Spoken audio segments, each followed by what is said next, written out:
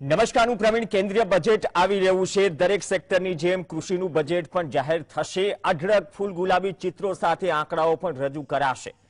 પણ સામાન્ય જનતા માટે સવાલ એ થાય કે આટલી બધી અઢળક યોજનાઓ, પ્રાવધાન, બધી જ વસ્તુઓ કરી છતાં પણ જમીની સ્તર પર જે આશયથી કોઈ પણ સરકાર કે કોઈ પણ નાણામંત્રી બજેટ બનાવે છે તેનું ઓડિટ એક વર્ષના અંતે થાય છે ખરા? ઓડિટ ઇન ધ સેન્સ કે અમલવારીના રૂપમાં, કે કોઈ પણ સેક્ટરમાં આટલા પૈસા ફાળવ્યા તો એક વર્ષના અંતે એ પૈસા ફાળવ્યા બાદ જે તે સેક્ટરની સ્થિતિ કેટલી સુધરી, માંગ જે છે તે હજુ માંગ કેટલી અકબંધ છે, અથવા તો જે સમસ્યાઓ છે તેનું નિવારણ કેટલું આવ્યું, તે અંગે ચર્ચા બહુ ઓછી થાય છે. જીએસટીવી આમ પણ હંમેશા માને છે કે કૃષિ, સ્વાસ્થ્ય, શિક્ષણ જેવા મુદ્દા પર ડિબેટો વધુ હોય છે, કરવી પણ જોઈએ. એક વર્ષ કૃષિ આંદોલન ચાલ્યું તો રાષ્ટ્રીય મીડિયાથી માંડીને રિજનલ મીડિયા તમામે એ જગ્યા આપી કે કૃષિ ચર્ચાએ આઝાદીના આટલા વર્ષના ઇતિહાસમાં કૃષિ વિશે ચર્ચા છેલ્લા એક વર્ષમાં જેટલી થઈ છે એટલી ક્યારેય થઈ નથી. પણ એટલીસ્ટ કૃષિ પ્રધાન દેશમાં ચર્ચા તો થઈ રહી છે મીડિયામાં, કેમ કે કૃષિ પ્રધાન દેશ છીએ આજે, આપણે છાતી ઠોકીને કહી શકીએ, નહીં કે ઉદ્યોગ પ્રધાન. આજે પણ જાણીએ છીએ કે ગ્રામ્ય અર્થવ્યવસ્થા કે દેશનો ઢાંચો ઉદ્યોગો પર નહીં, કૃષિ પર ટકેલો છે. અને અનફોર્ચ્યુનેટલી કડવી વાસ્તવિકતા છે, સરકારી આંકડા પ્રમાણે આજ કૃષિ પ્રધાન દેશમાં સરેરાશ ખેડૂતની પ્રતિદિન આવક 27 રૂપિયા છે પ્યોર ખેતીથી, જેનાથી એક મજૂર પણ વધુ કમાય છે, જેનાથી પ્રતિ દિવસ જે પ્રાવધાન છે મનરેગામાં મજૂરીનું પ્રતિ દિવસનું 4 ગણું વધારે છે, 5 ગણું વધારે છે, ક્યાંક 6 ગણું વધારે છે. તો આપણે કયા કૃષિ પ્રધાન દેશની વાત કરીએ છીએ? અને આજે કેમ કે બજેટ આવી રહ્યું છે, ફરીથી થોડી બજેટની પરંપરા બદલાય તો લાલ ફાઇલ હશે, નિર્મલા સીતારમણ બજેટ રજૂ કરશે અને બાદમાં તમામ આંકડાઓ પણ અપાશે. પણ 2021માં જે આપ્યું, નો ડાઉટ સરકારે દાવો કર્યો કે જે ધાન હોય કે પછી ઘઉં હોય કે તમામમાં એમએસપી પર ખરીદી અમે વધારી છે. પહેલા આટલા લાખ કરોડની થતી, આટલા હજાર કરોડની થતી 2013-14 પહેલા, અને હવે આટલા હજાર કરોડની થાય છે. ખરીદી વધી છે, મતલબ કે સામે એ સંકેત પણ મળે છે કે ખેડૂતોએ ઉત્પાદન પણ વધાર્યું છે. એક સમયે કેવા ઘઉં ખાતા, એમનેમ લાલ બહાદુર શાસ્ત્રીએ નારો નહોતો આપ્યો, જય જવાન જય કિસાન. જવાનો તમે સરહદ સંભાળો અને જે દેશ છે, દેશનો ઢાંચો અને લોકોને અન્ન પહોંચાડવાનું કામ ડબલ મહેનતથી ખેડૂતો કરશે. એ આપણો ઇતિહાસ છે.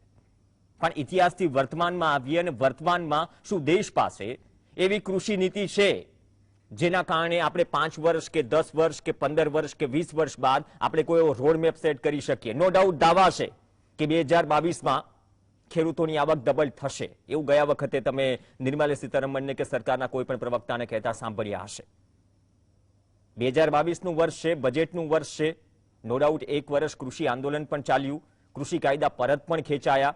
કૃષિ કાયદા પરત ખેંચાયા બાદ પણ જે રિફોર્મ છે એ દેશમાં જરૂરી છે. આપણે આજે પણ સવાલ થાય કે કૃષિ પ્રધાન દેશમાં સ્વામિનાથન પંચે કે સ્વામિનાથન કમિટીએ જે ભલામણો કરી હતી યુપીએ સરકારમાં અને એનડીએ કે ભારતીય જનતા પાર્ટીની સરકારમાં કેટલી લાગુ થઈ?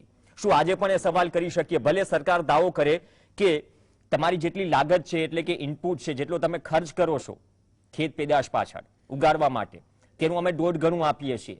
પણ સરકારને બહુ સિમ્પલ સવાલ છે કે C2+50 ફોર્મ્યુલા અનુસાર સ્વામિનાથન પંચની જે ભલામણ હતી શું લાગુ કરી છે સરકારે? 2015માં ખુદ એફિડેવિટ કરીને ના પાડી હતી કે અમે આ ફોર્મ્યુલા અનુસાર એમએસપી નહીં આપી શકીએ.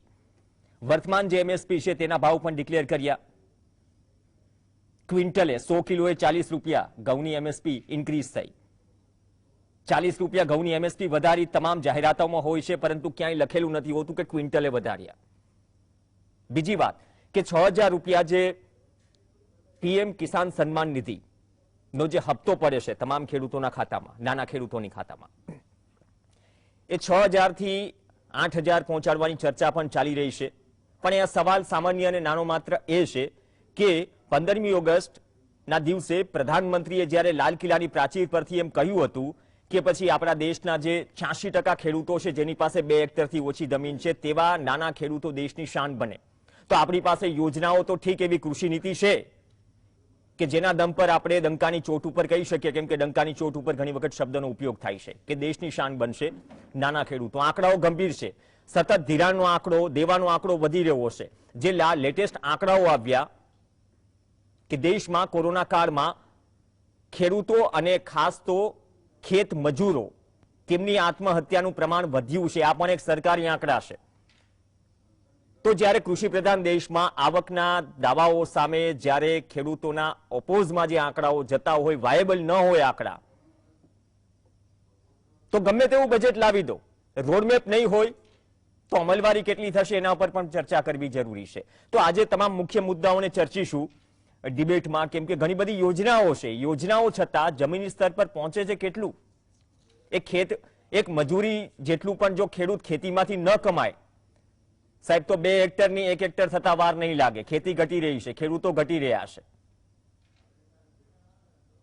રોટલી ગૂગલથી ડાઉનલોડ નથી થતી, સીધો સિદ્ધાંત છે. અન્નદાતા એમનેમ નથી કહેવાતા.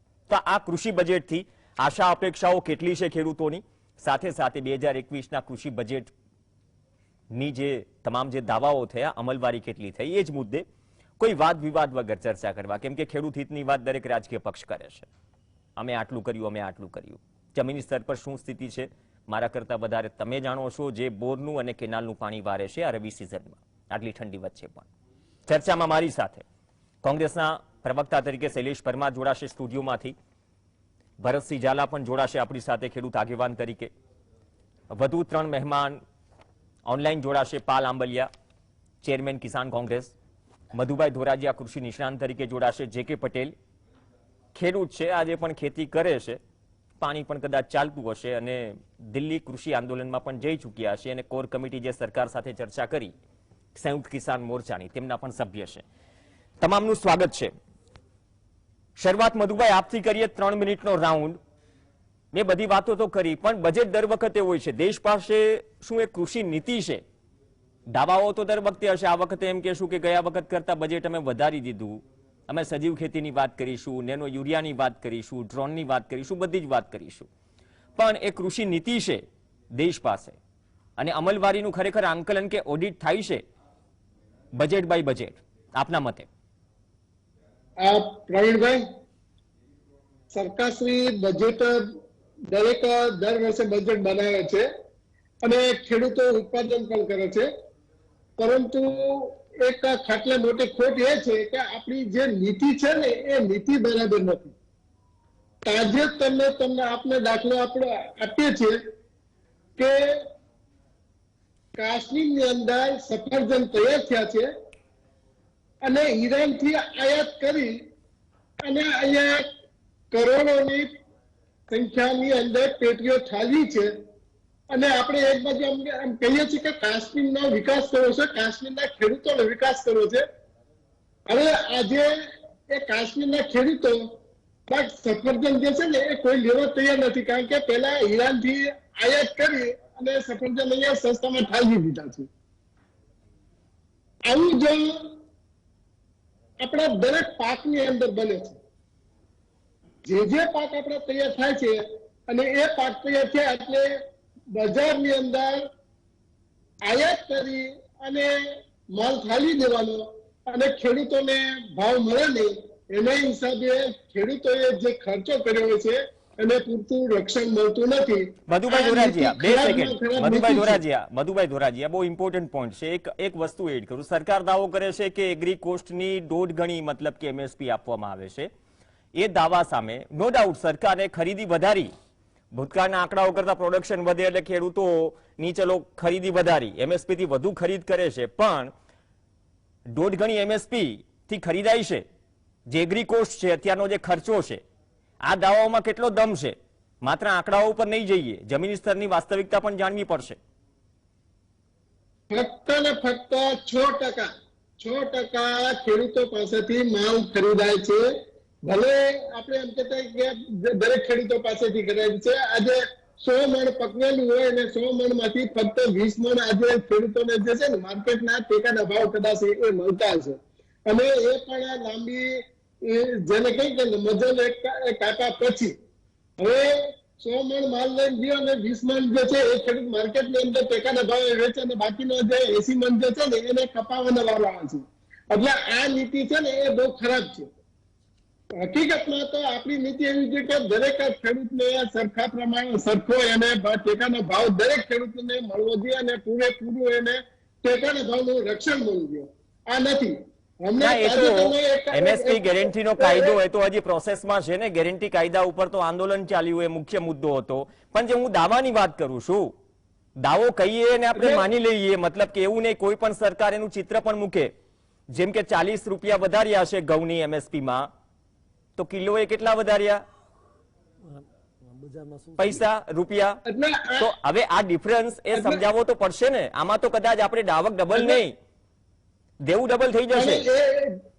એટલે ખરેખર ખર્ચ ઘટે છે. કપાસની અંદર છે તો કપાસની અંદર એક ખેડૂત એક રૂપિયાનું રોકાણ કરે ને તો 70 પૈસા ને 66 થી 70 પૈસા વળતર મળશે. 30-35 પૈસાની એને ખોટ જાય છે. એટલે આપણે ભલે ટેકાના ભાવ કદાચ આપણે કહીએ કે વધાર્યા, પણ એની સામે દરેક ખેડૂતને આજે ખોટ જઈ રહી છે. એટલે આજે કપાસનો ભાવ આજે છે કદાચ સારામાં સારો ભાવ છે, તો એની સામે કોટન એસોસિએશન જે છે જીનેસ એસોસિએશન એને રજૂઆત કરી દીધી કે કપાસની આયાત કરવાની છૂટી આપે. આયાત કરવાની છૂટી આપો એટલે આ ખેડૂતોના પાય ન થવાના. ખેડૂતોને જે પ્રોટેક્શન જે ખરેખર ટેકાના ભાવનું રક્ષણ અપાતું નથી અને માર્કેટમાં મળે છે તો એને લેવા જેવું નથી. આ નીતિ ખરાબ છે. એટલે આ ખરેખર સુધારો કરવાની જરૂર છે કે જેથી કરી દરેક ખેડૂતને સારા ભાવ મળે તો સારું પ્રોડક્શન એ ઓછામાં ઓછા ખર્ચે ખેડૂતો આજે કરશે. ઓકે, ધન્યવાદ મધુભાઈ. ભરતભાઈ, આજ મુદ્દાને આગળ વધારીએ. જો આપણે એમ કહીએ છીએ કે જો ખેતી ખોટમાં ક્યારે જાય, ખર્ચા સામે ભાવ ન મળે ત્યારે, ખેતી ત્યારે ઘટે. લાખના 12,000 કરીને કોઈ ખેતી કરવા તૈયાર ન થાય, છતાં કરી રહ્યા છે. આંકડો પણ દેવાનો વધી રહ્યો છે. તો આ સમસ્યા છે અત્યારની સ્થિતિમાં. સામે બજેટ છે, બજેટમાં દાવો થશે, હમણાં બજેટ જ્યારે રજૂ થશે તો આનું નિરાકરણ શું? મેં ફરીથી એ જ વાત ઉપર આવું, કૃષિ નીતિ ઉપર શું ગંભીરતાથી ચર્ચા કરવાની જરૂર નથી? અત્યારના જે પડકારો છે, અથવા દેવું વધી રહ્યું છે, ધિરાણ વધી રહ્યું છે, આત્મહત્યાનો આંકડો વધી રહ્યો છે, છતાં આપણે એમ કહીએ ઓલ ઇઝ વેલ, સબ સલામત હે, અમે આટલું બધું આપી દીધું. દરેક સરકારની વાત છે, ગંભીરતાથી લેવાશે કે એક રોડમેપ તૈયાર થશે 5 કે 10 વર્ષ કે 25 વર્ષનો? બહુ જીએસટીનો ખૂબ ખૂબ આભાર. અને તમે એન્કર તરીકે અને જે ખેડૂતો અને ખેતમજૂરના આંકડા પણ દર્શાવી દીધા, હાલની પરિસ્થિતિ પણ દર્શાવી દીધી અને ખેતીની રોજની આવક કેટલી પણ દર્શાવી. હું પણ ખેડૂત છું, મારે પણ 25 વીઘા જમીન છે. છેલ્લા 10 વર્ષથી એક પણ રૂપિયો ખેતીમાં વધતો નથી. લોન લો અને એમના નવા જૂની કરો તો બહુ મોટી વાત કરી. 1991ની ઉદારીકરણ, ખાનગીકરણ અને વૈશ્વિકરણને કારણે દેશમાં ખેડૂતો અને ખેતી સાથે સંકળાયેલો 85% વર્ગ બેકાર બનવા માંડ્યો. વિકાસના નામે માત્ર ને માત્ર ધનિક લોકો, ધનિક કંપનીઓ અને એ આ દેશની આર્થિક સંસાધનનો હિસ્સો લૂંટતો રહ્યો. એટલું પૂરતું નથી. બજેટની તમે જોગવાઈ કરો કે છેલ્લા 10 વર્ષનું બજેટના આંકડા કરો કે ખેતી અને ખેતી પાછળ સંકળાયેલો ગ્રામીણ ડેવલપમેન્ટમાં કેટલું બજેટ છે અને બાકીનો જે 60% વર્ગ છે એની પાસે કેટલું બજેટ છે. આપણે વધારે વાત નથી કરવી ભાઈ. એક જ આંકડો આપી દઉં ભરતસિંહ ઝાલા. આજે 16 લાખ કરોડ વાળી વાત છે ને કયા બજેટની, આજે એગ્રી લોન ની હું વાત કરું છું, આપણે જે ધિરાણનો આંકડો, હવે આ ગૌરવ લેવા જેવી બાબત છે? દેવામાં ડૂબાડવાની વાત છે. મારા મત પ્રમાણે નરેન્દ્રભાઈ મોદીનું એક સૂત્ર મને બહુ ગમ્યું કે ભારતનો ખેડૂત કોઈ દિવસ બેંકમાં લોન લેવા ન જાય, બેંકમાં એના ખાતામાં પૈસા પડ્યા એ પૈસા ઉપાડવા જાય. રૂપિયો વાવો અને ડોલર લણો, રૂપિયો વાવો અને ડોલર લણો એવી અમે નીતિ બનાવશું. નહીં તો પછી 6,000 રૂપિયા કેમ આપવા પડે છે વાર્ષિક? એટલે આમાં જો કોઈ વિરોધ નથી, પણ આમાં સ્થિતિ એ છે. મને એક વાત કહું ભરતસિંહ ઝાલા કે આટલી બધી તકલીફો છે, 6,000 રૂપિયા ખેડૂતના ખાતામાં જમા કરીએ. ઘણા બધા ખેડૂતો જો ખેતમજૂરોને તો મળતા નથી. પેલી વાત સૌથી મોટી ખાટલે મોટી ખોટ એ છે કે જેની આત્મહત્યાનો આંકડો વધારે છે. તો સોલ્યુશન માત્ર 6,000 ના 8,000 કરવાથી આવી જશે? હું એ નીતિની વાત કરી રહ્યો છું. સોલ્યુશન તો 1947 નું જ્યારે ભારત આઝાદી થવાની જે તૈયારીમાં હતો અને પહેલું બજેટ અંગ્રેજો અને ભારતમાંથી અંગ્રેજોને વહી જવું અને ગુજરાત ભારતમાં લોકશાહી આવી એ બજેટ વાંચવાની જરૂર છે. 1947 થી લગભગ 1970 સુધીના તમે બજેટ જોવો. ગ્રામીણ ડેવલપમેન્ટ અને શહેરી વિકાસ એ બે વચ્ચેનું જે માળખું હતું એ વિકાસ એટલે શું અને વિકાસની કોના ભોગે અને કોનો વિકાસ એ જોજો. પ્રવીણભાઈ, આ દેશની 130 કરોડની જનતાની પાછળ જે 100 લાખ કરોડનું બજેટ અંદાજિત આપણે હોય છે દર વર્ષે 100 લાખ કરોડ, તો એ 100 લાખ કરોડ રૂપિયામાં ગયા વર્ષે 100 લાખ કરોડ તમારે ને જીવનમાં શું પરિવર્તન આવ્યું, મારા જીવનમાં શું પરિવર્તન આવ્યું અને શૈલેષભાઈના જીવનમાં શું પરિવર્તન આવ્યું, સામે જે ઉદ્યોગપતિઓના જીવનમાં કેટલું પરિવર્તન આવ્યું એ આંકડાની જોવા જરૂર છે. આર્થિક અસમાનતા વધી રહી છે જે કે પટેલ, જો આર્થિક અસમાનતા વધી રહી છે એ એક મુદ્દો તો છે, પણ આર્થિક અસમાનતા વચ્ચે ખેતી છૂટી રહી છે, ખેતી ઘટી રહી છે, મોંઘી ખેતી થઈ રહી છે, ભાવ નથી મળી રહ્યા. ફરીથી આવું કે બજેટ આવશે, યોજનાઓ આવશે, ઘણી બધી યોજના, પીએમ સન્માન નિધિ યોજના, નેનો યુરિયા બધું જ આવ્યું. સરકાર એમ કહે છે કે 28,000 કરોડની અમે સબસિડી આપીશું. જે એનપીકે ડીએપી યુરિયાના ભાવમાં વધારો થયો છતાં પણ સબ સલામતના દાવા કરીને આજે પણ લાઈનો છે ઘણી બધી જગ્યાએ. તો આ તમામ વચ્ચે માત્ર આંકડાઓથી જ સંતોષ માની લેવો કે કૃષિ નીતિ ઉપર આપણે 5 બુલેટ પોઈન્ટ એવા મૂકીએ રોડમેપના કે જેના ઉપર કામ થાય જમીની સ્તર સુધી અને વિશ્લેષણ થાય, ઓડિટ થાય બજેટ ટુ બજેટ. આયોજનનો અભાવ છે અને જે બોલે છે એ બાબતમાં આગળ તો રેજે સાહેબે કીધું, જે ભરતસિંહે કીધું, બહુ સચોટ વાત કરી. એથી આપણે આગળ જઈએ કે સરકારનો આયોજનનો અભાવ છે. આપણે સરકારની આ વસ્તુ કહેશું તો પ્રવીણભાઈ અમુક ટાઈમે એમ લાગે છે કે પક્ષ વિપક્ષ, પરંતુ 15 ઓગસ્ટ 2017 ના દિવસે માનનીય મોદી સાહેબ લાલ કિલ્લા ઉપરથી બોલ્યા હતા કે અમે 2022માં ખેડૂતોની આવક ડબલ કરીશું, પરંતુ 5 વર્ષમાં એક પણ એ બાબતનું પગલું ભરાણું નથી. આવક ડબલ થવાની જગ્યાએ ખેડૂતોની આવક ઘટી. પ્રવીણભાઈ, બીજી વસ્તુ કે જે 150 ગણી જે વાત કરે છે, તો સરકાર વાત કરે છે C250 ની. સરકારે જે વાયદો આપેલો C250 નો એ પણ હજુ સુધી ક્યાંય C250 મુજબ ખેડૂતોને ભાવ મળતા એટલે નથી. C2+50 એક સમાધાન છે ખેડૂતોની હાલત સુધારવા માટે. એમએસપી તો 100% ખરીદાતી નથી. બે મુદ્દા ચાલે છે, C2+50 મુજબ એમએસપી આપવામાં આવે ને એમએસપી લીગલાઇઝ કરવામાં આવે, તો તેનાથી સમાધાન મળશે. નહીં, હું પ્રવીણભાઈ એ જ કહેવા માંગતો હતો. પહેલા તો C250 ની જરૂરિયાત છે, એમએસપી ગેરંટીની જરૂરિયાત છે. અને જે સરકાર છેલ્લા કેટલાય વર્ષોથી, છેલ્લા 4-5 વર્ષથી કહે કે સરકારી ખરીદી વધી. પ્રવીણભાઈ, જ્યારે બજાર ભાવ ઘટે ત્યારે જ સરકારી ખરીદી વધે. ખરેખર જે બજારમાં 2014 પહેલા જે ભાવ હતા એથી ખેડૂતોને બજારમાં ભાવ ઓછા મળવાના ચાલુ થયા, એના લીધે સરકારી ખરીદી વધી. ખરેખર જેટલી કૃષિને જરૂરિયાતના રાસાયણિક ખાતરો, જંતુનાશક દવાઓ, ડીઝલ, દરેક વસ્તુના જે પ્રમાણે ભાવ વધ્યા એની સામે કૃષિ પેદાશના ભાવ ઘટ્યા. બીજું પ્રવીણભાઈ કે જે અત્યારે કહીએ કે કૃષિ બજેટ, તો કૃષિ બજેટમાં એક વખત સરકારે જોવું પડે એમ છે, આત્મમંથન કરવાની જરૂરિયાત છે કે કૃષિ બજેટમાંથી ડાયરેક્ટ ખેડૂતોને કેટલો લાભ થાય છે અને કૃષિ બજેટમાંથી કૃષિના નામે, ખેડૂતોના નામે કોર્પોરેટ કંપનીઓ કેટલો લાભ લઈ રહી છે એ પણ વિચારવું જોઈએ. કારણ કે સરકાર તો જે કે પટેલ એમ કહે છે ને કે ડીબીટી થ્રુ ભાઈ અમે 75,000 કરોડ રૂપિયા નાખીશું કિસાન સન્માન નિધિના 6,000 ના હપ્તા, અમે કોઈ યોજનામાં સીધી ડીબીટીથી જાહેર કરશું, પણ એનાથી સોલ્યુશન આવી રહ્યું છે. સવાલ એ છે, આ તો શું છે, સોલ્યુશન ઉપર વાત નથી કરવી, માત્ર ડીબીટી. નો ડાઉટ સારી વાત છે કે સીધા ખાતામાં આવે છે, પણ જો પાકના સીધા ભાવ મળતા હોય, શૈલેષ પરમાર, ચોખ્ખી વસ્તુ છે. હું તમને એક ઉદાહરણ આપી દઉં, કેમ કે જે પીએમ કિસાન સન્માન નિધિ યોજના છે ને, હેડલાઇન માટે અલગ આંકડાઓ હોય છે, રિવાઇઝ બજેટ અલગ હોય છે. હવે આપણે ગયા વર્ષની ઉઠાવી લઈએ, ગયા વર્ષના દરેક તમે 4-4 મહિનાના હપ્તા ઉઠાવી લો, 3 હપ્તા મળે છે, 6,000 રૂપિયા મળે છે. પીએમ કિસાન સન્માન નિધિની વેબસાઇટ, આ કોઈ બહુ રોકેટ સાયન્સ નથી, કોઈ પણ દર્શક જે જોઈ રહ્યો છે એ પીએમ કિસાન સન્માન નિધિ, પીએમ કિસાન જે વેબસાઇટ છે તેના ઉપર જઈ શકે છે અને આંકડાઓ તમારી સામે છે. જે સાહેબ 12 કરોડ 13 કરોડ આપણે ખેડૂતોની વાત કરીએ છીએ કે જેના ખાતામાં પૈસા પડે છે. આપણે ગયા વર્ષની જ વાત કરીએ, માર્ચ 2020 થી 8મી જુલાઈ 2021 સુધીના સાહેબ આંકડાઓ જોઈએ તો ઘણા બધા હપ્તાઓમાં 8 કરોડ થી વધુ ખેડૂતો ચૂકાઈ ગયા છે. આપણે 75,000 કરોડની વાત કરીએ ને, એ ટોટલ સાહેબ હિસાબ કરવા જઈએ ને એક વર્ષનો તો 53,000 કરોડ બાકી છે ડીબીટી થી નાખવાના. આ પીએમ સન્માન નિધિ, પીએમ કિસાન જે વેબસાઇટ છે તેના આંકડા છે. અને બીજી વાત, 2020માં સાહેબ 75,000 કરોડ આપણે બજેટની વાત કરી, 75,000 કરોડ આપણે ફાળવવામાં આવશે. તેની સામે જે 19-20માં એટલા જ કરોડ હતા, સંશોધિત થઈને સાહેબ 48,713 કરોડ પર આવી ગયું બજેટ. તો એની કોણ વાત કરશે?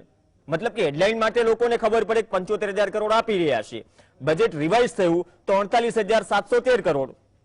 2020માં પણ એમ થયું, 10,000 કરોડ બજેટ ઘટી ગયું. તો ડીબીટી થી માત્ર આપવાથી ખેડૂતોની હાલત સુધરી જશે શૈલેષ પરમાર? ભલે તમે કહો 22 ખેત પેદાશો ઉમેરી એક્સપોર્ટ માટે, પણ મધુભાઈ ધોરાજીયાએ કહ્યું કે ઇમ્પોર્ટ એવા સમયે સફરજન કર્યા કે કાશ્મીરના સફરજન ખીણમાં ફેંકવા પડે. તો આ નીતિ વિશે પણ વાત કરવી પડશે ને. પ્રવીણભાઈ, ખેડૂત જગતનો તાજ છે, અન્નદાતા છે. આપણે તમામની વાત સાંભળી. જીએસટીવી સતત ખેડૂતો માટે ચર્ચાઓ કરે છે ને એમાં તમારી જેવા તજજ્ઞ વ્યક્તિ ખેડૂત તરીકે જે કામ કરે છે એ પણ ઉડી નાખે વળગે છે. પરંતુ મારે કેન્દ્રના બજેટની વાત કરવી છે કે પેલો આ નરેન્દ્રભાઈ મોદી જે વૈશ્વિક કક્ષાએ વડાપ્રધાન તરીકે ચમકી રહ્યા છે, એમણે પહેલા જ દિવસે 2022નો પ્રથમ દિવસ જાન્યુઆરીનો હોય ત્યારે 20,000 કરોડનું ડીબીટીને ડાયરેક્ટ બેંક ટ્રાન્સફરના માધ્યમથી ખેડૂતોના ખાતામાં, હમણાં આપે વાત કરી એમ ખેડૂતોના ખાતામાં નાખવાનો નિર્ણય કર્યો ને, એ નિર્ણય જ બતાવે છે કે આગામી દિવસોમાં આ સરકારની દિશા કઈ છે.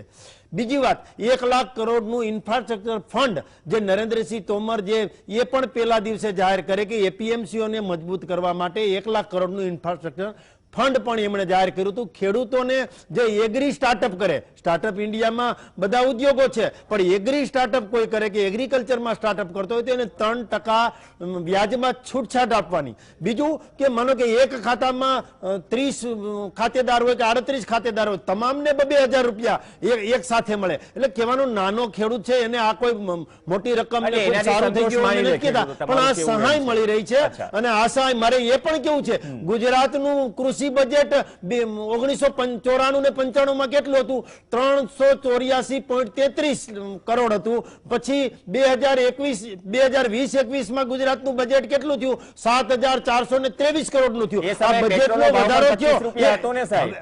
પ્રવીણભાઈ, હું એ પણ કહું છું કે ચલો મોંઘવારી સમય સાથે વધે, હું એ જ કહું છું શૈલેષ પરમાર. પણ મારો સિમ્પલ સવાલ એ છે સાહેબ કે 6,000 કે 8,000 ખાતામાં ડીબીટી થી આપો છો, એમાં કોઈ સરકાર તો પહેલી વાત તો કે ઉપકાર કરતી નથી, તમે પણ જાણો છો. હમણાં 28,000 કરોડ સબસિડી આપવાની મનસુખ માંડવિયાએ વાત કરી. એક સામાન્ય ઉદાહરણ આપું, કેમ કે આ છે ને જરૂરી છે, અત્યારના સમયે ચર્ચાવું જરૂરી છે. આપણે કહીએ છીએ ને કે ઓલ ઇઝ વેલ છે. હવે ઓક્ટોબર નવેમ્બરમાં મનસુખ માંડવિયાનું એક સ્ટેટમેન્ટ હતું જ્યારે ખાતરની અછત વિશે સવાલ કરાયો. તો મનસુખ માંડવિયા એ સમયે કહે છે કે દેશમાં યુરિયાની ડિમાન્ડ સાહેબ 41 લાખ મેટ્રિક ટન છે. જી, યુરિયાનો સ્ટોક દેશ પાસે 76 લાખ મેટ્રિક ટન છે. હું 2 મહિના પહેલાની વાત કરું છું. સામે ડીએપી ની વાત કરીએ, ડીએપી માં કહે છે કે 18 લાખ મેટ્રિક ટન સામે યુરિયા આપણી પાસે સરપ્લસ છે. એનપીકે માં પણ એ રીતે સરપ્લસ છે, 30 લાખ મેટ્રિક ટન છે, 15 લાખ મેટ્રિક ટનનું. છતાં પણ છે ને લાઈનો લાગી રહી છે. હું આ જવાબ લઈશ તમારી પાસે. છતાં પણ ખેડૂતોની લાઈનો લાગી રહી છે. જો કેન્દ્રીય મંત્રી આ 2 મહિના પહેલા દાવો કરતા હોય કે આપણી પાસે તો ડબલ સ્ટોક છે ખાતરનો, છતાં પણ ડેપો પર લાઈનો લાગે છે, તો આયોજનનો અભાવ છે. અને બીજી વાત કે એનપીકેમાં જે 265 રૂપિયા વધ્યા, હેક્ટરે તમે 2 થેલી વાપરો, 530 રૂપિયા એગ્રી કોસ્ટ એમને વધી ગઈ. ગમે વધ્યા કેટલા? 100 કિલોએ 40 રૂપિયા, કિલોએ 2 રૂપિયા પણ નહીં. એ કમ્પેરિઝન પણ કરવી પડશે. એક બ્રેક માટે શૈલેષ પરમાર રોકાશું અને આયોજનના અભાવની પણ વાત કરીશું, કેમ કે 20,000 કરોડ, 75,000 કરોડ, આ બધા આંકડાઓ મોટા લાગે, પણ જમીની સ્તર પર આંકડાઓથી ફરક શું પડે છે એ પણ ચર્ચા કરવી જરૂરી. બ્રેક બાદ ચર્ચા યથાવત. Welcome back. કૃષિ બજેટથી આશા અપેક્ષા, બ્રેક બાદ ચર્ચા આગળ વધારી. આયોજન અને આંકડાઓની ચર્ચા ચાલી રહી છે. શૈલેષ પરમાર, એકાદ મિનિટમાં તમારી પાસે જવાબ લઈ લો. બ્રેક પહેલા જે સવાલ છૂટી ગયો હતો કે ભાઈ આટલું બધું સરપ્લસ આપણી પાસે ખાતર છે તો લાઈનો કેમ લાગે છે? જો આપણે કૃષિને જ અગ્રિમતા આપતા હોઈએ આ મનસુખ માંડવિયાનું નિવેદન છે. આ પહેલા ડિબેટમાં પણ એક સવાલ કર્યો હતો, કિશનસિંહ પેનલમાં હતા.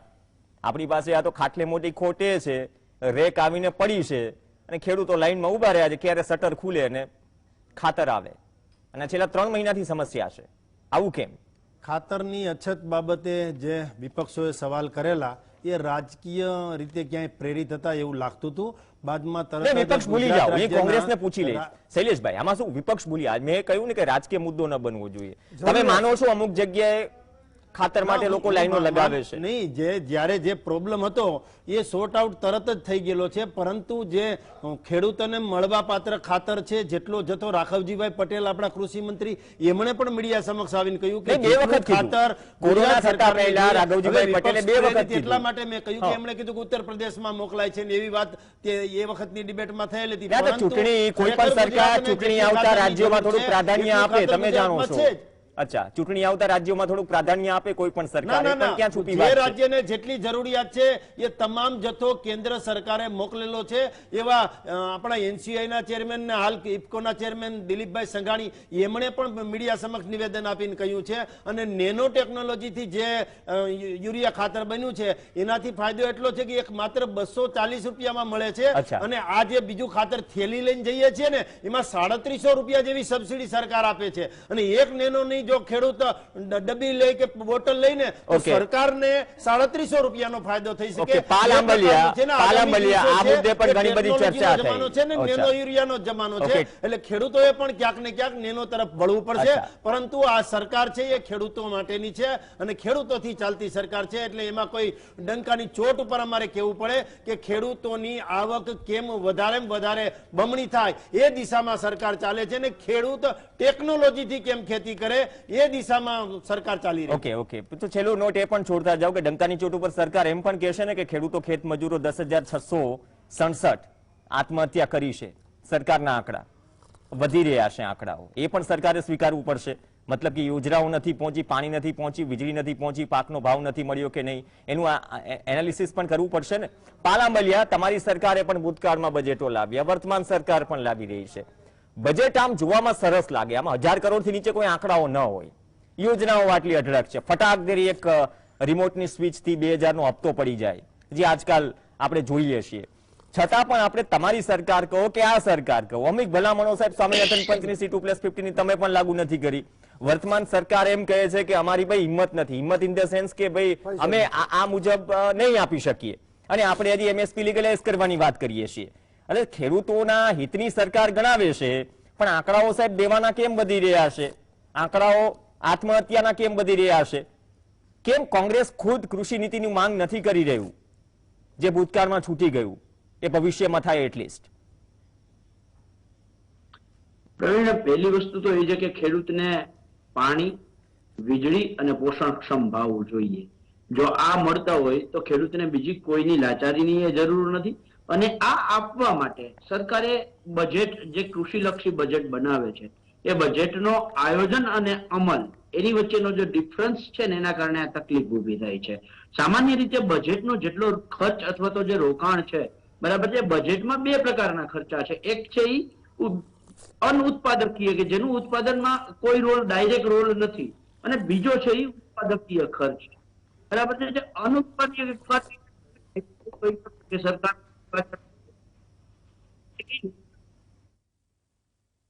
નહેરો બનાવવી, બરાબર છે, વીજળી માટેની વ્યવસ્થા કરવી, આ જે મૂળ બાબતો છે એ સરકારે એનો અમલ ક્યાં અને કેવી રીતે કેટલો કરે છે આધાર ખેડૂતોના લાભ ઉપર છે, ખેડૂતોની આવક ઉપર છે, અને ખેડૂતોનું જે કંઈ છે એ તમામ બાબતો ઉપર મૂળ બાબત આ છે એના ઉપર હવે સરકાર બનાવે છે. બજેટની અંદર સરકાર કેટલું, ભાઈ હમણાં આંકડાઓની માયાજાર 323 કરોડ ટકાવારીમાં ગણતરી કરાવો ને ભાઈ, ત્યારે 12% હતું રોકાણ છે ને, ટકાવારીની દ્રષ્ટિએ 12% હતું. જે તમે 323 કરોડ કહેતા હતા ને, અત્યારે 4% નથી રહ્યું મારા ભાઈ. ખેડૂતમાં ખેતી પાછળ 4%, ખાલી ખેતી જ નહીં, એની અંદર ગ્રામ્ય વિસ્તારે આવી જાય, જે 60% લોકો જેના પર નિર્ભર છે, વિસ્તાર ખેતી આના ઉપર નિર્ભર છે, એ 60% લોકો માટે માત્ર 4% આપણે બજેટ ફાળવીએ છીએ. 40% લોકો માટે આપણે 96% બજેટ ફાળવીએ છીએ. આ મોટો ડિફરન્સ છે પ્રવીણ. ભરતસિંહ બહુ સારી વાત કરતા હતા કે શરૂઆતમાં સમતોલ બજેટ રહેતું હતું. જે તમામ અલગ અલગ ક્ષેત્રો છે એને સર્વાંગી વિકાસ માટેનું બજેટ રહેતું હતું. એ બજેટને અત્યારે ક્યાંક ને ક્યાંક 60% માટે 4% અને 40% માટે 96% કરી નાખ્યું છે. આ સરકાર નવી નવી યોજનાઓ લઈ આવે છે. યોજનાની જાહેરાત પ્રવીણ બહુ મોટી મોટી થાય છે. દાખલા તરીકે તમે જ હમણાં પીએમ કિસાન નિધિની વાત કરી, બરાબર છે, એવી જ રીતે મુખ્યમંત્રી કિસાન સહાય યોજના, આટલા રૂપિયા. અરે ભાઈ, પ્રધાનમંત્રી પાક વીમા યોજનાના પ્રીમિયમના બચ્યા ને આ રૂપિયા તમે કિસાન સહાય યોજનામાં આપી શક્યા નથી. નર્મદાની અવારનવાર પ્રવીણ વાતો કરે છે, બરાબર છે. એવી જ રીતે દેશ આખામાં વાતો થતી હશે આ સરકારમાં. નર્મદાનો કમાન્ડ વિસ્તાર જે હતો એ વિસ્તારની અંદર ઘટાડો કરી નાખવામાં આવ્યો છે. કામ તો પૂરું થયું જ નથી, બરાબર છે. એવી જ રીતે કહું છું પાલભાઈ, જો કમાન્ડ વિસ્તાર ઘટ્યો હોય, દરવાજા લગાવવાની ઉપલબ્ધિઓને ઢોલ નગારા વગાડીને દરેક સરકાર પીટે, તમે તમારી સરકારોની વાત કરો, તો હું એમ કહું છું C2+50 વાળું અધીરી વસ્તુ જો અધ્યાય પૂરો કરી દીધો હોત 2014 પહેલા, તો આજે કંઈક માનો છો કે થોડો ઘણો સુધારો વધારો થયો? જે ભાવની બાબતમાં આપણે વાત કરીએ છીએ અથવા તો MSP ના રક્ષણની જે વાત કરીએ છીએ, જ્યાં મૂળ મુદ્દો છે, આ જમીની મુદ્દો છે અને મૂળ પ્રશ્ન પણ છે કે જેની આસપાસ રાજનીતિ પણ આમથી આમ થાય છે, ભૂલ તમારી પણ છે ભૂતકાળમાં. પ્રવીણ, મારી જે કહેવાની વાત એ છે કે સરકારના આયોજન, એની કાર્યકુશળતા, કાર્યક્ષમતા અને હારે સૌથી મોટી વાત સરકારની નીતિ, સરકારની નિયત આ બાબત આની પાછળ જવાબદાર હોય છે પ્રવીણ.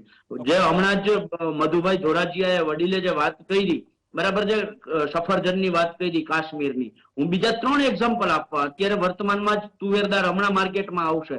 સરકારે આયાત ડ્યુટી તુવેર પરની, કઠોળ પરની ઘટાડી નાખી, એટલે આયાત કરી શકે. અત્યારે મ્યાનમારથી તુવેર આયાત થાય છે, એટલે તુવેર ખેડૂતની જયારે બજારમાં આવશે ત્યારે આ થશે. હમણાં 6 મહિના પહેલા જયારે કઠોળ આવ્યું માર્કેટમાં, ત્યારે સરકારે, જયારે કઠોળ માર્કેટમાં પહોંચવાનું હતું એના 3 મહિના પહેલા સરકારે 1.5 લાખ મેટ્રિક ટન કઠોળ આયાત કર્યું. એના આગલા વર્ષે 5 લાખ મેટ્રિક ટન ડુંગળીની આયાત કરી. જયારે ખેડૂતનો માલ માર્કેટમાં આવવાનો હોય ત્યારે જ સરકાર આયાત કરેલો માલ પહોંચાડે છે.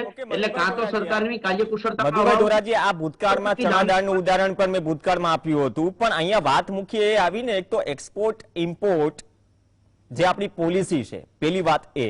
બીજી વાત ઇન્ફ્રાસ્ટ્રક્ચર. બહુ સારી વાત થશે, 1 લાખ કરોડ આપી દઈએ. જે 3 કૃષિ કાયદામાં APMC ખતમ થવાનો ડર હતો, 3 કૃષિ કાયદામાં APMCની હાલત ગુજરાતમાં શું છે, હવે એના વિકાસ માટે આપણે 1 લાખ કરોડ ઇન્ફ્રાસ્ટ્રક્ચર માટે વાત કરીએ છીએ, સરકાર વાત કરી રહી છે. તો 2 વસ્તુ છે. ઇન્ફ્રાસ્ટ્રક્ચર સાહેબ, આપણે એનો પણ એક રોડ મેપ હોવો જોઈએ ને, અને ક્લિયર કટ એક એક્સપોર્ટ ઇમ્પોર્ટ ની પોલિસી હોવી જોઈએ. આ બંનેનો મેળ નહીં ખાય, સરકારો બદલતી રહેશે, સરકારના સૂર બદલતા રહેશે, તો જે ગંભીર આંકડાઓ છે એ પણ નહીં બદલાય, ખેતી સાથેના, ખેડૂતોની આત્મહત્યાના. પાલભાઈ આવું છું, આજ મુદ્દો આગળ વધારો.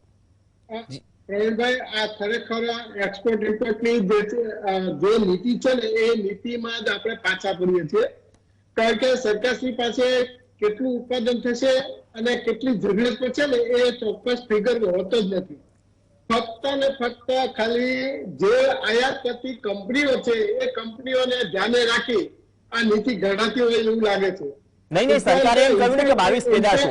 મધુભાઈ 22 ગયા બજેટમાં એમ કહ્યું 22 ખેત પેદાશો જે આપણે એક્સપોર્ટ એટલે નિકાસ કરવાની વાત થઈ રહી છે એમાં ઉમેરી. તો આપણે હવે એ વિશ્લેષણ કોઈ નથી કરી રહ્યું કે તેનાથી શું ફરક પડ્યો. એટલે હું એ જ કહું છું કે અત્યારે દાખલા તરીકે ગયા વર્ષે આપણા ગુજરાતના બજેટ બુક છે એમાં પાના નંબર 49 ઉપર અને 50 ઉપર આવું છે કે ગુજરાતની અંદર 50 ક્લસ્ટર નક્કી કરવામાં આવશે. જે કઈ ફૂડ પ્રોસેસિંગના 50 ક્લસ્ટર નક્કી કરવામાં આવશે અને 250 યુનિટ એ તૈયાર કરવામાં આવશે અને એના માટે 5000 લાખની જોગવાઈ કરી છે. આ આંકડા બધા મોટા હોય છે, ખેડૂતોને ભરમાવવા માટે હોય છે. હકીકતમાં આજે કેટલું કામ થયું ને, આ વર્ષ પૂરું થયું આવ્યું, આજે ખરેખર જે એક પણ ક્લસ્ટર આજે તૈયાર કરી નહીં શક્યા હોય. એટલે આ હકીકત છે. એટલે ખરેખર તો આપણે જો ખેડૂતોને આપણે જો બહાર કાઢવા હોય અને સસ્ટેન, જેને કાયમી ધોરણે આપણે ઉપર લાવવા હોય ને, તો એની કાયમી નીતિ આપણે એ તૈયાર કરવી પડે. Okay. પાલભાઈ કીધું કે ઇન્ફ્રાસ્ટ્રક્ચરમાં ખાસ કરીને જે છે ખેડૂતોને ટાઈમે પાણી આપવામાં આવે, ટાઈમે વીજળી આપવામાં આવે, ટાઈમે ઇનપુટ્સ આપવામાં આવે ને તો આજે એ ખેડૂત જે છે ને એ જેટલું કહેશે ને એટલું એ પકવીને આજે આપવાનું છે. આપણે બીજી પણ વાત કરીએ કે C2+ ની, તો C2+ તો એ આપણે એ બીજા નંબરનું સ્ટેપ છે. પહેલા નંબરનું સ્ટેપ છે MSP, જે અત્યારે હાલની તકે જે MSP ને જે આપણે ટેકાના ભાવ આપણે નક્કી કરવામાં છે એ ટેકાના ભાવે જ એ ખરીદી થતી નથી. ટેકાના ભાવે ખરીદી છે તો પછી આ C2+ ની તો એ સાઈડમાં છે. તો પહેલા તો ખરેખર જે છે ટેકાના ભાવે ખરીદી થાય અને ખેડૂતોને જે ટેકાના ભાવે ચલો તકલીફ એ છે કે અમુક પોલિસીઓ હશે તો મારી વાત સાંભળો, ઓપન માર્કેટમાં જો ભાવ મળતા હશે તો પછી ખેડૂતો પણ ટેકાના ભાવે નહીં જાય. 30 સેકન્ડ પાલભાઈ કે કેવા માંગતા હતા, ફટાફટ રિએક્શન લઈને શૈલેષ પરમાર પાસે જો. પ્રવીણ, હું એ જ કહેવા માંગતો હતો કે સરકારની જે યોજનાઓની અમલની જે જોગવાઈઓ છે એ અમલ કરે. દાખલા તરીકે હું મોટું એક્ઝામ્પલ આપું છું, ડાયરેક્ટ ખેડૂતોને ટચ કરે છે અને વિકાસને ટચ કરે છે. ભારતમાલા પ્રોજેક્ટ જે છે એના અંતર્ગત દ્વારકાથી જામનગર અત્યારે રોડ બને છે. આ રોડ 45 મીટરનો IRC ઇન્ડિયન રોડ કોંગ્રેસની ગાઈડલાઈન મુજબનો હતો. એ 1000 કરોડનું બજેટ અત્યારે 2700 કરોડે પહોંચી ગયું. પણ ખેડૂતોને જમીન સંપાદનમાં પૈસા દેવા પડે એટલે સરકારે 45 મીટરનો રોડ પહોળાઈ ઘટાડી અને 30 મીટર કરી દીધો. એના કારણે ભવિષ્યમાં એક્સિડન્ટ થશે, દ્વારકા વિદ્યાર્થીઓ મોતના ઘાટ.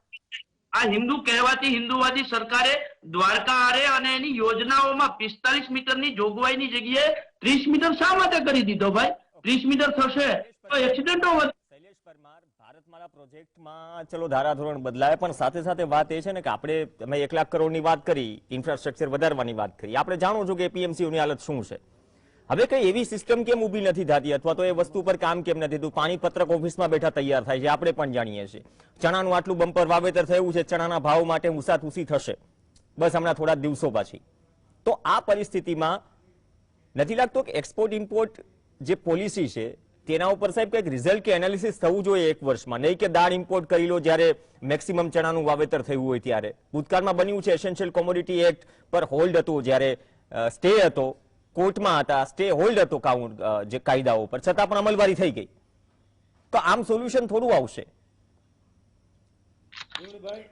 આપની વાત સાથે હું સંપૂર્ણ સમર્થનમાં છું, પરંતુ કેન્દ્રની 2014ની સરકાર હતી એનું કૃષિ બજેટ 21,000 કરોડ હતું, જ્યારે અત્યારે 2021માં કેન્દ્રનું કૃષિ બજેટ 1,21,000 કરોડે પહોંચ્યું છે. અમે એ સરકાર ચલાવીએ છીએ જે સરકાર સીધા ઓનલાઈન ખેડૂતોના એકાઉન્ટમાં પૈસા નાખવા વાળી સરકાર છે. અમે એ સરકાર છીએ જેમણે સ્વામીનાથન કમિટીની જે ભલામણો છે એ સ્વીકારી છે. એટલે 75,000 કરોડ ભારતીય જનતા પાર્ટીની આગેવાની વાળી સરકાર છે. થોડું કરેક્શન કરું, આ 75,000 કરોડનો જે આંકડો છે એને થોડો હટાવી દઈએ સાઈડ પૂરતો. હમણાં શું બચે છે? વાર્ષિક 6,000 રૂપિયા ખેડૂતના ખાતામાં નાખવાથી આ 75,000 કરોડનો આંકડો 1,21,000ની આપણે વાત કરીએ છીએ. 75,000 કરોડ ભૂલી જાવ, ચલો શું વધે છે બજેટમાં? જુઓ, આજે ડીબીટી થી ધન્ય થઈ જશે ખેડૂત, હું એમ કહું છું. સોલ્યુશન એકમાત્ર છે કે સરકાર પાસે બીજો રોડમેપ પણ છે. આવું છું ભરતસિંહ, આવું છું તમારી પાસે. તો શું આ જ એક સોલ્યુશન છે કે સરકારે બીજું કંઈ પણ વિચારી રાખ્યું છે? કેમ કે વાતો તો બહુ થઈ, 2022માં આવક કેટલી 27 થી 64 કરીને હમણાં કહી દેશે કે 27 હતી પહેલા આવક, હવે 27 થી 54. આ સોલ્યુશન આપીશું આપણે. પ્રવીણભાઈ, આપણે જે રીતે મકાન સહાયની વાત કરી, સરદાર આવાસ યોજના, તો એમાં 1,20,000ની સહાય છે, તો મકાન 1,20,000માં બની શકે?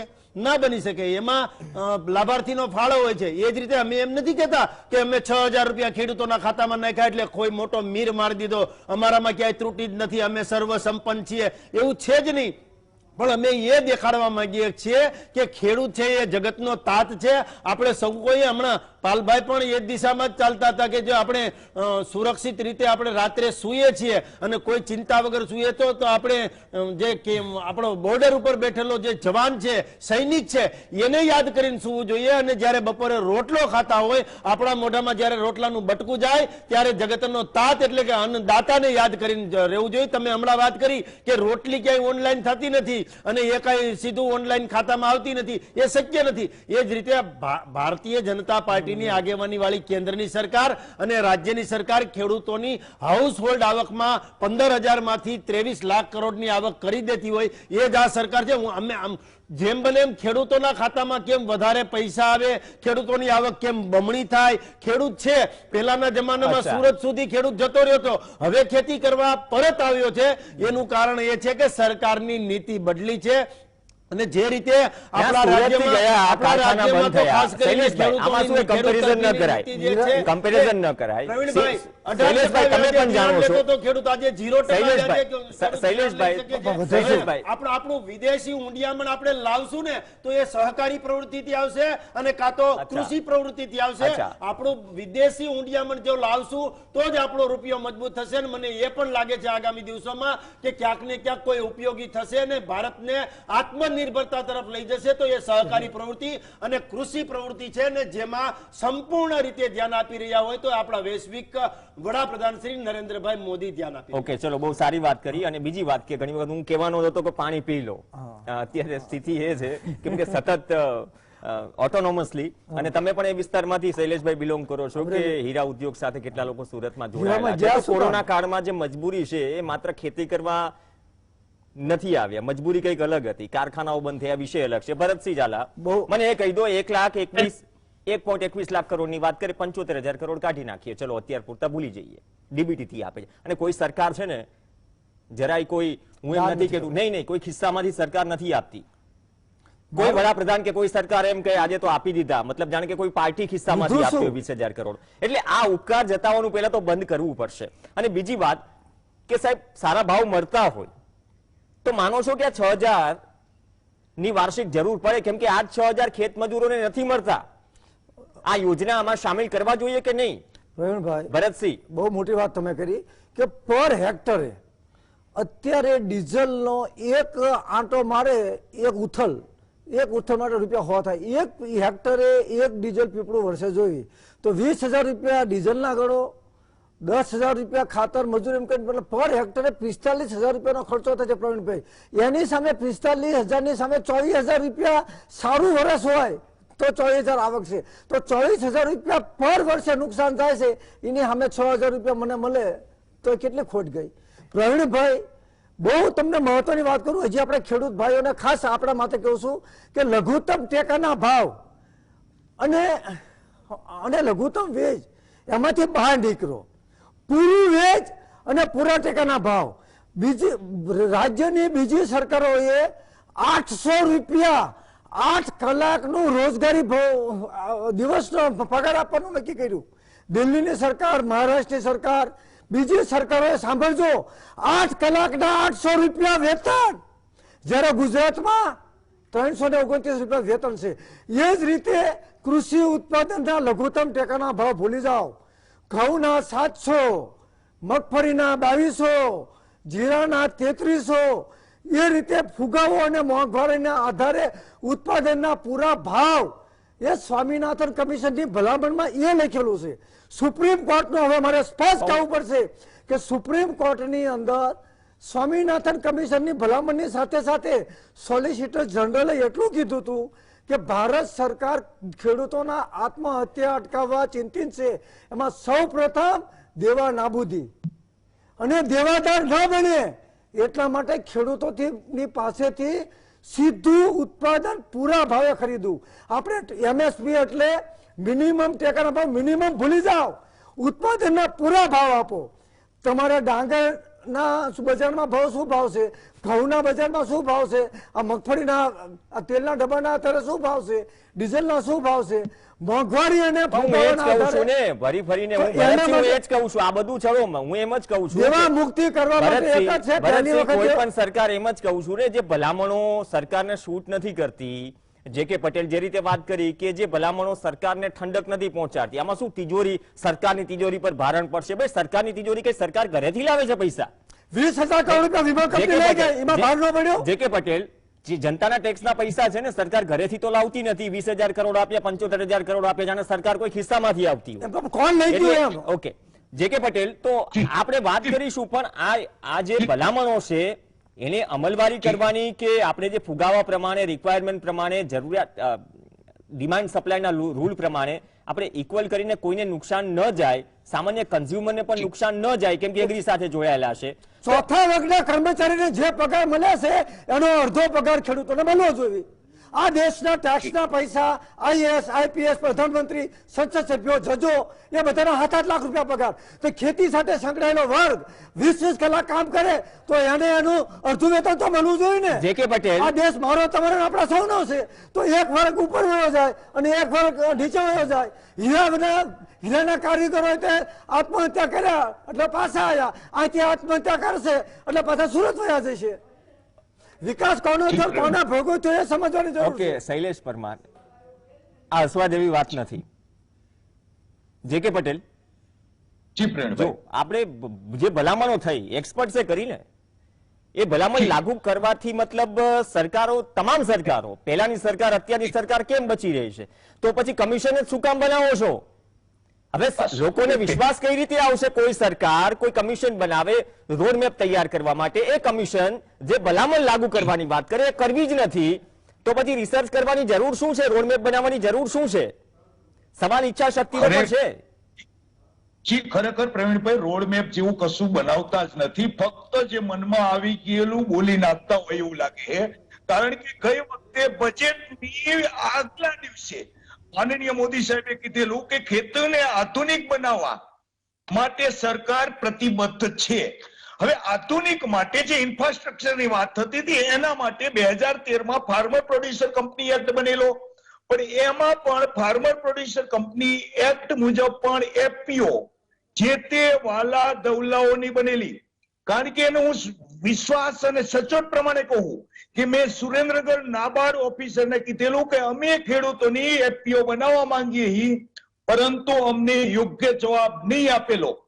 એટલે ખરેખર બીજી વસ્તુ કે 75,000 કરોડ અમે ખેડૂતોને આપીએ, ડાયરેક્ટ ડીબીટી થી આપીએ, ડાયરેક્ટ ડીબીટી થી આપીએ. એ સરકાર જાહેરાત તો કરે, પણ સરકાર એક વખત નક્કી કરીને કહે દેશના લોકોને કે સરકાર ટપકમાં કેટલી સબસિડી આપી છે, કેટલી જીએસટી વસૂલ કરે છે, ટ્રેક્ટરમાં કેટલી સબસિડી આપી છે અને ખેડૂતો પાસેથી કેટલો ટેક્સ વસૂલ કરે છે. સરકાર 6,000 આપવાની તો વાત કરે છે, પરંતુ ખેડૂતોની જરૂરિયાતની વસ્તુ ડીઝલ હોય, રાસાયણિક ખાતર હોય કે ટ્રેક્ટર હોય, કેટલો ટેક્સ વસૂલ કરે છે. ખરેખર તો હું તો એવું માનું કે સરકાર જાહેર કરે કે જેટલી સરકાર કૃષિ બજેટમાં આપે એથી વધુ રૂપિયા ખેડૂતો ટેક્સમાં કમાઈને આપે. એટલે ખરેખર સરકારને આ બંને બાજુ ભૂતકાળની સરકારોએ હવે શીખવું પડશે આ કહેવા માટે. શીખવાની વાત તો એ છે, શૈલેષ પરમાર, ટૂંકમાં આપનું રિએક્શન લઈ લઉં કે આટલી બધું પંચ બને, આપણે તમે આ સરકાર પણ વાત કરશે કે ભાઈ ડબલ ને 4 ગણી 10 ગણી, આમાં હું દાવો કરવામાં ક્યાં કોનું જાય છે? આટલી થશે આવક, આટલી થશે. પણ જે સમિતિ આપણે બનીએ, તમે જયારે ઓપોઝિશનમાં હતા તમારે માંગ કરતા હતા કે 201 ની આસપાસ ભલામણો છે બધું લાગુ કરે મનમોહનસિંહ સરકાર. હવે તમે સત્તામાં આવ્યા તો 2015માં એફિડેવિટ કરવા માંડો છો સુપ્રીમ કોર્ટમાં કે ભાઈ અમે આ ફોર્મેટ પ્રમાણે આપી શકીએ એમ નથી એમએસપી. તો વખાણ કોના કરવા? પ્રવીણભાઈ, મિનિમમ સપોર્ટ પ્રાઇસ, ટેકાનો ભાવ એ ખરેખર આપવાની કોઈએ શરૂઆત કરી હોય તો કેન્દ્રની ભારતીય જનતા પાર્ટીની સરકારે કરી છે. એમાં કોઈ હું એવું નથી કહેતો કે બહુ સારું કરી દીધું, હજુ પણ સારું કરવું જોઈએ. પરંતુ એમએસપી જે છે એ એમએસપી વારંવાર રિવાઇઝ થાય છે. આ લોકો ગાય વગાડીને કહેતા હતા કે એપીએમસીઓ બંધ થઈ જશે અને એમએસપી બંધ થઈ જશે, પણ ચાલુ જ છે. બીજી વાત, મારે એમએસપી ની અંદર જવું છે કે અત્યારે મગફળીની એમએસપી 1150 રૂપિયા છે. પાલભાઈ, જેકેભાઈ, 1150 રૂપિયા એટલે એમએસપી કઈ રીતે નક્કી થતી હોય પ્રવીણભાઈ? એમએસપી છે એ એમએસપી ની જે સમિતિ છે એ ભલામણો કઈ રીતે કરે કે એમને ખેડૂતોની હાઉસહોલ્ડ આવક છે ને એમાં પડતર જે ભાવ થાય છે બીજથી લઈ અને તમામ ખેત મજૂરથી લઈ અને તમામ ખર્ચ છે એનો સરવાળો કરવામાં આવે છે. C2+15 જે વાત કરી એ પ્રમાણે જ, અને સ્વામીનાથન કમિટીની હમણાં ભરતસિંહભાઈ વાત કરતા હતા કે સ્વામીનાથન કમિટીની ભલામણ પ્રમાણે જ અમે કરીએ છીએ અને આ સરકાર પણ કામ એ કરે છે. 1150 રૂપિયા એ મિનિમમ સપોર્ટ પ્રાઇસ છે. એનાથી નીચે કોઈ એપીએમસી મંડળીએ કે કોઈએ વેપારીએ પણ પ્રાઇવેટ મંડળીએ ઓકે, પણ શૈલેષભાઈ, ખરીદી કરવી શૈલેષભાઈ, નહીં. એટલે આજે તમારી બધી વાત 1750 રૂપિયા મગફળીમાં મળે છે. શૈલેષભાઈ, 2000 કે નહીં ખબર તો શું વાંધો હતો? ભરતસિંહ, અરે 2000 થાય, 2200 રૂપિયા થાય. શૈલેષ થવા જ જોઈએ પરમાર, ખેડૂતોને. શૈલેષ પરમાર, ઈચ્છા શક્તિની વાત કરી દઉં. CACP તો તમને ખ્યાલ હશે, હા. કમિશન ઓન બરાબર. Agriculture for cost and prices. હવે CACP માં સાહેબ તમે પેલી વાત કરો, ફૂલ ટાઈમ ચેરમેન છે. તમને એ ખ્યાલ છે કે કેટલા લોકો બેસીને MSP નક્કી કરે છે આખા દેશની 23 પાકો પર? ફૂલ ટાઈમ ચેરમેન નથી. ખેડૂતોના- નથી થતા, આવું રિવાજ છું, કરવું ભરતસિંહ, આવું છું. આ બહુ ટેકનિકલ મુદ્દો છે. ફૂલ ટાઈમ ચેરમેન નથી, ખેડૂતોના આવું છું પાલભાઈ, આવું છું. ફૂલ ટાઈમ ચેરમેન નથી, ખેડૂતોના 2 સભ્યો નથી. જે સ્ટેટ ગવર્મેન્ટ ભલામણ સમિતિ દ્વારા નક્કી કરીને મોકલે છે પ્રાઇઝીસ, સ્ટેટ ગવર્મેન્ટ તો ઈચ્છે છે કે આટલું મળે. છેલ્લા 5 વર્ષની MSP નું લિસ્ટ ભલામણ, તમે ગુજરાત સરકારે કેટલી ભલામણ કરી એનું લિસ્ટ કાઢશો તો ખબર પડશે કે ડબલ એન્જિન સરકારનો કોઈ ફાયદો નથી. જો આપણે CACP માં સાહેબ ફૂલ ટાઈમ ચેરમેન નથી નિમી શકતા તો પ્રોપર આખા દેશની MSP નું આંકલન કઈ રીતે કરીશું? માનો છો કે આ બહુ ગંભીર મુદ્દો છે, કેન્દ્ર સરકારે ધ્યાને લેવો જોઈએ? ધ્યાનમાં તો છે, તો પછી ફૂલ ટાઈમ ચેરમેન અને ખેડૂતોના સભ્યોને નિમણૂક કરવા માટે રોકે છે કોણ? શૈલેષ પરમાર. મીડિયા એ લોકશાહીનો ચોથો સ્તંભ છે. પ્રવીણભાઈ, તમારી જેવા તજજ્ઞ લોકો સરકારને કંઈ પણ ભલામણ કરશે તો એના ઉપર સરકાર, અરે હું તો એમ કહું છું, ભલામણ કરવાની વાત ખેડૂત પણ નથી. સરકારને અને કાંઈ કેટલા ભલામણ કરે, ટાઈમથી? સરકારની ક્યાંય ત્રુટિ ઓકે. રહેતી હોય તો એ ત્રુટિ ઓકે, સુધારવા પાલ વાળી આંબલિયા, સરકાર છે. પાલ આંબલિયા. 3 કૃષિ કાયદા આવ્યા હતા અને પાછા લેવા વાળી પણ આ જ સરકાર છે. અચ્છા. પ્રવીણભાઈ, સરપંચે કરેલા નિર્ણયને પાછો લેવો હોય ને તો પણ સિંદરી બળી જાય પણ વળ ન જાય, એ પ્રકારનું હોય છે ને. માનનીય નરેન્દ્રભાઈ મોદીએ કૃષિ કાયદાઓ ખેડૂતોના હિત માટે હતા, તેમ છતાં પણ દેશના હિત માટે પાછા પણ ખેંચા અચ્છા. જાય એ સરકાર. અચ્છા, ચલો, એ તો પછી પેલા લેવા નાબૂદી ફાયદાના કરી નાખો ને ફાયદાના જે ફાયદા, સરકાર હવે કૃષિ કાયદા ખેંચવાના ફાયદા પણ સમજાવવામાં તમામ પ્રવક્તાઓ લાગી ગયા. ઘણી વખત મુશ્કેલ થાય. શૈલેષ પરમાર, હું સમજી હવે- શકું છું. પણ પાલ આંબલિયા, હું CACP ની જ વાત કરું છું ને. આ એકમાત્ર ઉદાહરણ છે કે આખા દેશના 23 પાકોની MSP જે કમિટી નક્કી કરે છે, ફૂલ ટાઈમ ચેરમેન નથી. આપણે બીજી યોજનાઓ તો છોડી દો, જે એક્ઝેક્ટ જમીની સ્તરની વાસ્તવિકતા નું અધ્યયન કરીને આપણે કંઈક પીરસવાનું છે. ચલો, બજેટ પીરસવાનું છે અથવા તો ટેકાના ભાવ પીરસવાના છે, તો આ મુદ્દે વિપક્ષે પણ વાત કરવી પડશે ને. CACP ની આટલી હાલત ખરાબ કેમ? આખા દેશનો MSP નક્કી કરે છે. પ્રવીણ, શૈલેષભાઈને વિનંતી છે વચ્ચે ના બોલે.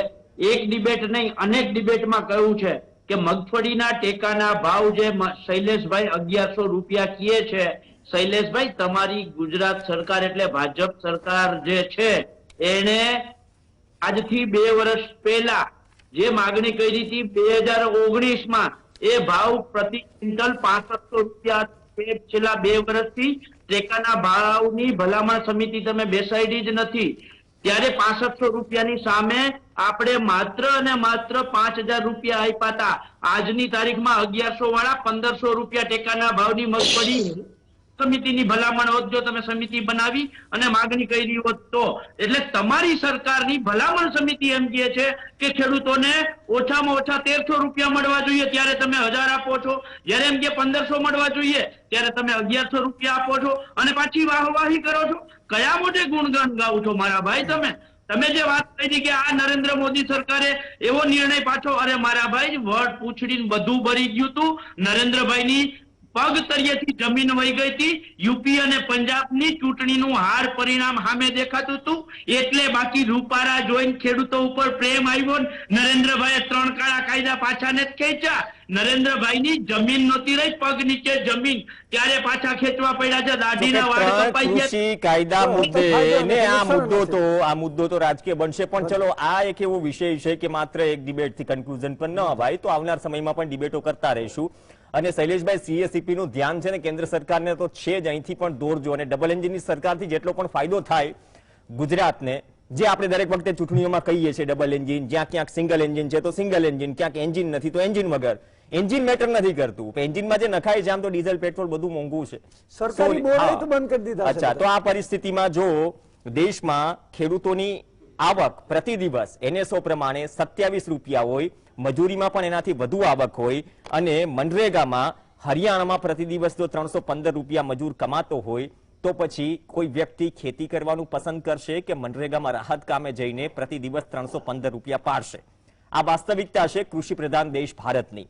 વધુ એક બજેટ આવશે, બજેટમાં ફરીથી 75,000 કરોડની વાત થશે. 6,000 ના 8,000 થશે કે નહીં પર યર, પણ DBT થી 6,000 કે 8,000 ચૂકવીને શું દેશના ખેડૂતોની આવક ડબલ કરી શકાય? બીજી વાત, આવક ડબલ કરવી છે, કરો, ધન્યવાદ, પણ એનો રોડ મેપ પણ રજૂ કરવો પડશે. સજીવ ખેતીની વાતો અને બણગા 4 વર્ષથી સાંભળી રહ્યા છીએ, પણ સજીવ ખેતી મુદ્દે જમીની સ્તર પર કેટલું કામ થયું તે પણ કોઈ પણ સરકારે રિપોર્ટ રજૂ કરવો જોઈએ અને ઓડિટ થવું જોઈએ. તમામ પ્રવક્તાઓ સારી વાત છે કે થોડું રિસર્ચ કરીને આવે છે અને આટલા ગંભીર મુદ્દા પર કોઈ ખોટી માહિતી ન જાય એ જવાબદારી પણ માધ્યમ અને મીડિયાની છે. અને આમાંથી જે પણ નીકળશે સારા સજેશન રૂપે અને તેના પર કામ થાય તો અમે જશ નહીં લઈએ, પણ ખુશી થશે કે આટલા ગંભીર મુદ્દા પર ચર્ચાનું કંઈક નિવારણ નીકળ્યું. આભાર જે.કે. પટેલ, પાલ આંબલિયા, મધુભાઈ ધોરાજીયા, શૈલેષભાઈ અને ભરતસિંહ ઝાલા. આ સાથે ચર્ચામાં હાલ બસ આટલું જ. નમસ્કાર.